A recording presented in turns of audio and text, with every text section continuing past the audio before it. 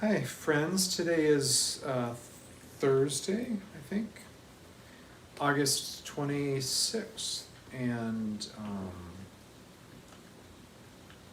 it's pouring rain outside. It just started raining, and which is great, as long as it's.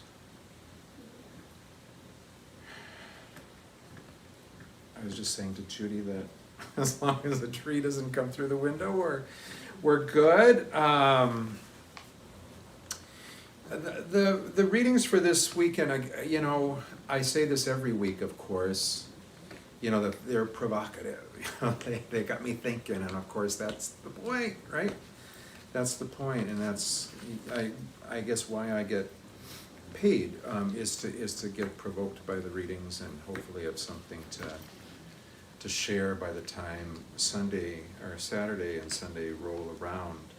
But the readings this weekend have to do with, in a word, rubrics. The word rubric, of course, comes from the word for red in Latin, which I can't come up with right now, but something like rubios, like a ruby, of course. And it refers to the red instructions that we find in our Roman Missal. So that when the priest says, "Let us pray," the rubric is, he extends his arms, in an open position or something. And we all know rubrics in lots of areas of our lives. We follow rubrics and protocols in lots of different situations. So it got me thinking about rubrics. For example, the reading from Deuteronomy, our first reading. In your observance of the commands of the Lord your God, which I enjoin upon you, you shall not add to what I command you, nor subtract from it. Observe them carefully, for thus you will give evidence of your wisdom and intelligence to the nations, to follow the law of the Lord. And the gospel reading,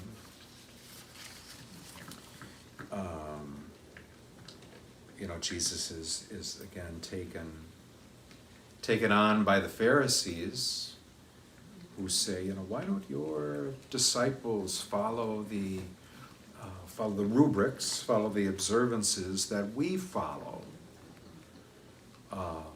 In this case, without carefully washing their hands. And it goes on to tell us that they wash their cups and jugs and kettles. Jesus takes the opportunity to say, it's great that we do all that, but this is the real law of the Lord, to follow the way of the Lord.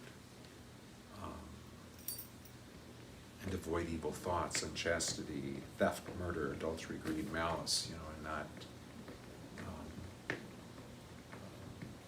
those observances.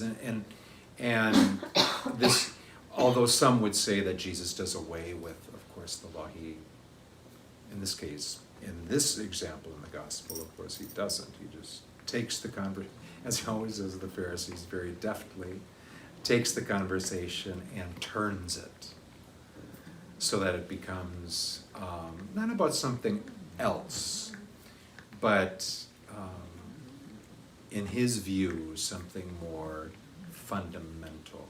Before you start talking about that, let's talk about this. And again, the creators of the lectionary always join the gospel and the first read. We follow the gospels. In this case, we're following. We're in cycle. I don't know what cycle we're in. Cycle B. So I guess, week to week it's the Gospel of St. Mark, and then an Old Testament reading is chosen to complement that gospel reading, and then the second reading is just kind of by happenstance, whatever we get. But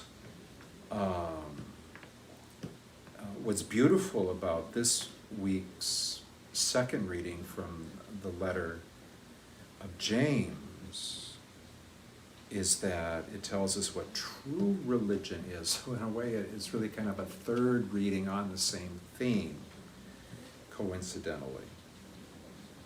Real religion that is pure and undefiled before God and the Father is this: to care for orphans and widows in their affliction and to keep oneself unstained by the world. Be doers of the word and not hearers only. So when I say, the readings can be provocative, where do you go with all that, or where you begin to kind of zero in on a theme, or a word that would be provocative, that rises out above all the other possibilities for discussion. I had an experience a few years ago where it was at another parish, not here, and someone stopped me after Mass, and because it was either in the prayers that I was saying, or it was in our scripture readings that we were using inclusive language. That is to say, rather than saying all men, I said all. Which seems, to me, makes sense, because that in fact is what's intended by all men in Latin, is all people. But when we say all men, it sounds restrictive and exclusive, right? So it's just the poverty of our language. We don't have a good way we've got men and women and people. So in any case, we're not going to get into that whole discussion, but in any case, I had changed some of the words in the prayers, and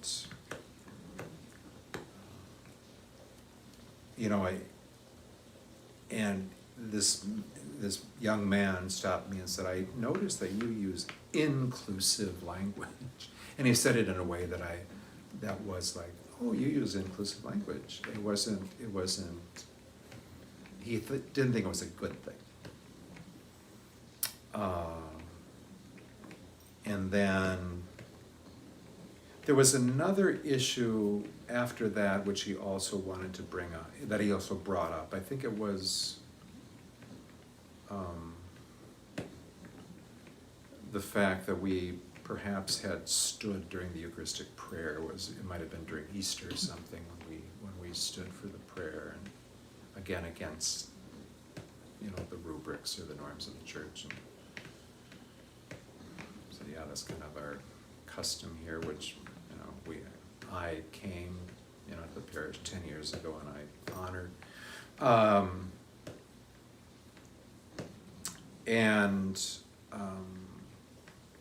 He began to kind of shake his head and mutter, and I said, and there were other people kind of waiting behind him. This was after Mass, to talk. And I said, "Why don't we set up a time to talk?"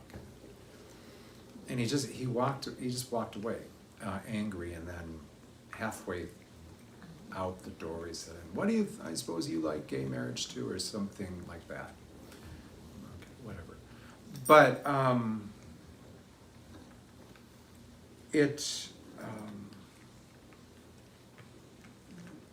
it gave me pause, only because I really hate conflict and confrontation of any sort. But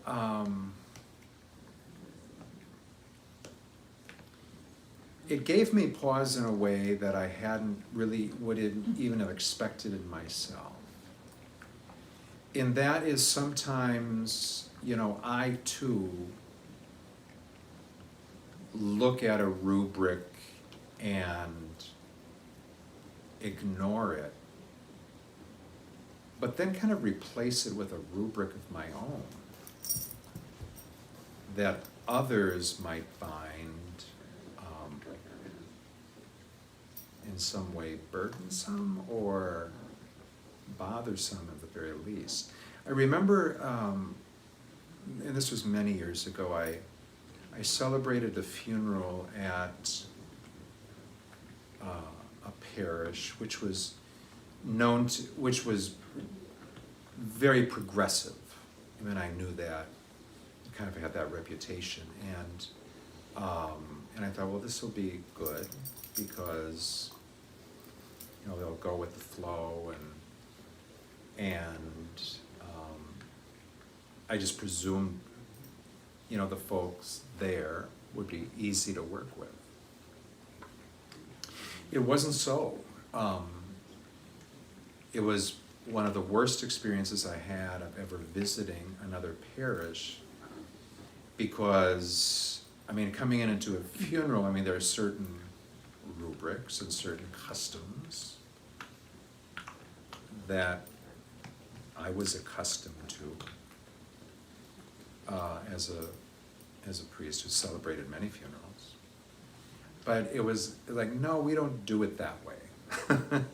We don't do it that way. And by the end of kind of the fourth or fifth, we don't do it that way, you know, I was angry and they were angry with me, and I was a guest, but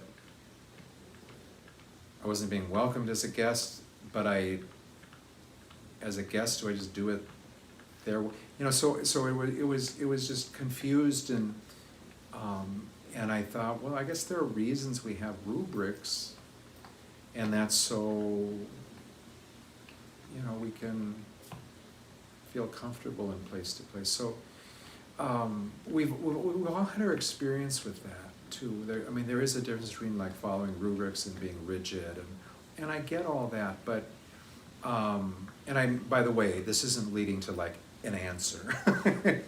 This is just raising the question. It's like, do we sometimes in our lives like rail against the rules, but replace them with equally kind of rigid rules of our own?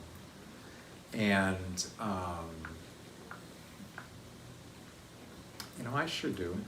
I mean, I like things done the way I want them done, and I hope that I'm like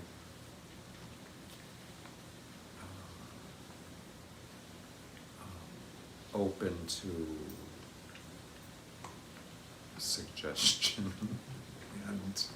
and persuasion otherwise. But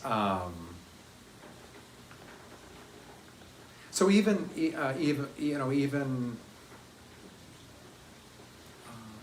things in the universal church, you know, like my position on like standing during the Eucharistic prayer, it's a prayer of praise. It's a prayer of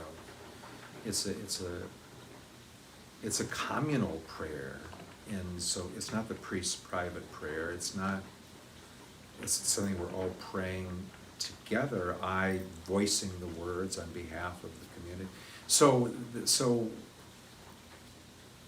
there's a legitimate argument, theological and liturgical argument for, you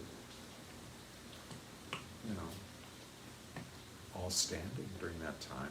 Of course, you know, we're out on the lawn these days, and so a lot of us are standing for the Eucharistic prayer. That's great. But if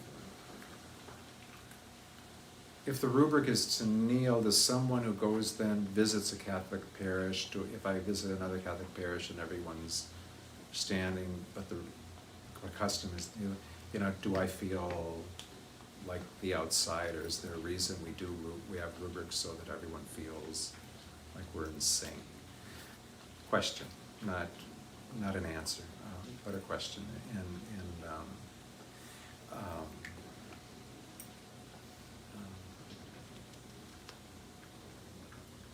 avoiding arrogance, I guess, no matter what side of the argument we're on.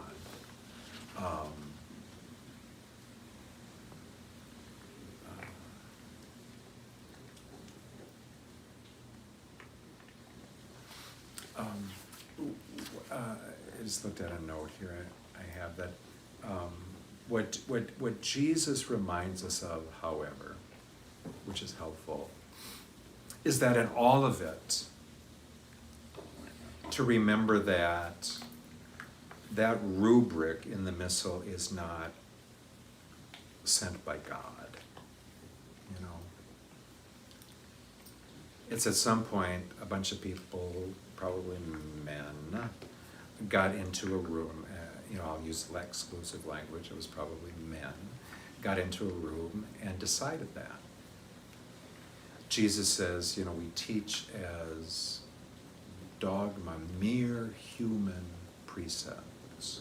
And then he points us to something, the more fundamental, which is, what's the law of God that we are compelled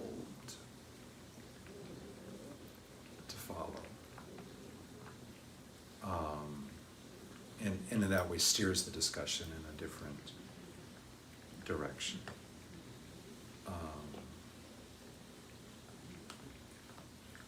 Jesus says, in a sense, God doesn't care about rubric. We care about rubrics. My superiors care about rubrics. And I care about rubrics for the reasons that we just talked about. If there were no rubrics, everyone would just be doing everything, and it wouldn't be a communal celebration. But Jesus, in the letter of James, we hear what indeed God and Jesus do care about. The widow and the orphan, the poor and the vulnerable. God cares about justice. God cares that we are not hearers of the word, but doers, like the Scotch. D-O-E-R-S, doers of the word, and not hearers only. Do not merely be hearers of the word who deceive themselves. If I do this, I'm doing God's will. No, those are mere human precepts. What does God call us to? And it's that fundamental law of love, and what comes from that. So great questions about what is about religion and true religion. And as you can imagine, you've had these discussions. You've had these discussions with your family. You've had these discussions with your friends and colleagues. You've had these discussions. We've had these discussions here. I've had these discussions a million times. In my office. It's like, what are we doing? Father, I sometimes wonder why I'm Catholic. If this is what Catholic means. If this is what Catholic does.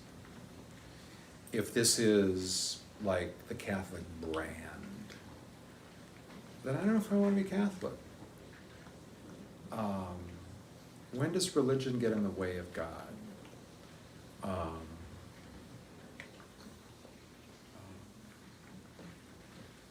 So I don't know what I'm going to do, what I'm going to talk about. The more I talk about this and think about it, the more elusive it is, but that's okay. Questions, not answers. So God bless you. Thank you for allowing me to confuse you this week, to have you wonder why you're Catholic. Because I guess I'm supposed to be encouraging you, and I hope I am. So God bless you. Enjoy the rain.